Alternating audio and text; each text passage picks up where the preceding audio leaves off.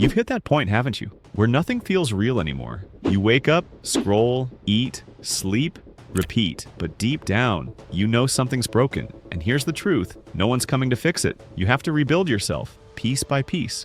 So listen closely. Step 1. Destroy the illusion that you're okay. Stop pretending you're fine. You're not. You've been hiding behind distractions, likes, reels, fake smiles, all to avoid facing yourself. Delete it. Detox from it.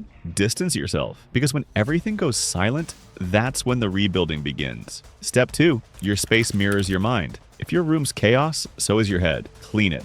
Throw away the junk. Get rid of the comfort that keeps you small. You can't rebuild yourself in the same environment that broke you. Make your surroundings reflect the person you're becoming. Step 3. Reclaim your discipline. Motivation won't save you, like repetition will. Wake up earlier, move your body, eat like you respect yourself. Do it, not for dopamine, but for dignity. Every small act of discipline is a brick.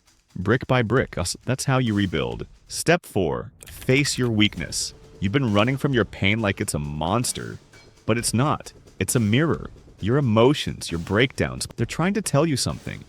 Study them. Understand why you fell apart. Because if you don't, you'll rebuild the same broken version again. Step 5. Rebuild in silence. You don't need validation. No one needs to see your progress.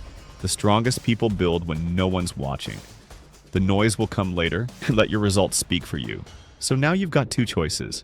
Stay broken because it's familiar, or rebuild because it's necessary. Pain built the old you. Now let discipline build the new one. Start today. Quietly, relentlessly, without permission.